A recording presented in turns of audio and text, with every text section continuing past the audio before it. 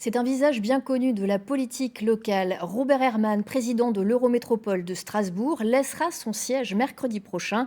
Après un mandat débuté en 2014 et marqué par la mise en place d'une coalition gauche-droite, le socialiste met aussi un terme à sa carrière politique. Son portrait signé Grégory Fraise et Vincent Roy. Robert Herrmann rêvait d'être maire de Strasbourg. Le destin l'aura bien mené au sommet, tout en haut du centre administratif, mais dans le bureau d'à côté, celui de l'Eurométropole, aujourd'hui pratiquement vide. Il est vide, oui, parce que j'ai quasiment terminé mes rangements. Il reste quelques dossiers à transmettre. Dernière signature, le 15 juillet, la page sera tournée, la fin de 31 ans de vie politique.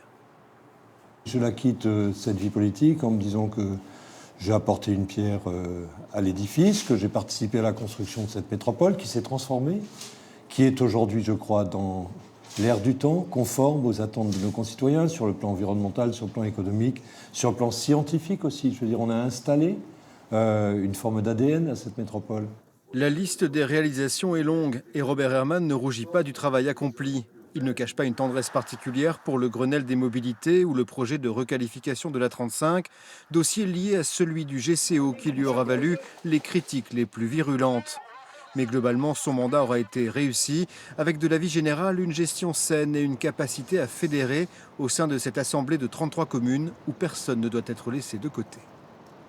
On n'installe pas impunément telle ou telle chose. Je veux dire que cela nécessite, pour ne pas créer de division, des accords avec les uns, mais aussi des accords avec les autres, savoir où est-ce qu'on installe une zone industrielle, qu'est-ce qu'on développe comme type d'entreprise, est-ce que l'on veut ou pas de tel ou tel grand hangar qui, vous le savez, fait polémique aujourd'hui.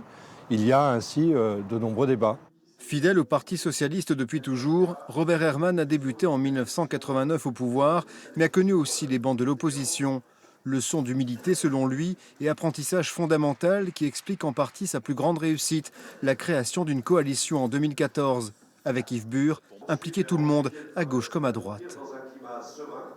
Quand on est sur des territoires aussi larges qu'une métropole, je veux dire, il y a des maires de sensibilités différentes qui tous ont du talent puisqu'ils ont été élus, ou toutes, et que par conséquent, je veux dire, il faut reconnaître ce talent et cette capacité à faire ensemble et le faire avec évidemment beaucoup de tolérance et beaucoup d'acceptation de ce que l'autre a de différent. La méthode était alors novatrice, une coalition plutôt qu'une opposition, de quoi faire réfléchir aujourd'hui les prétendants à la succession.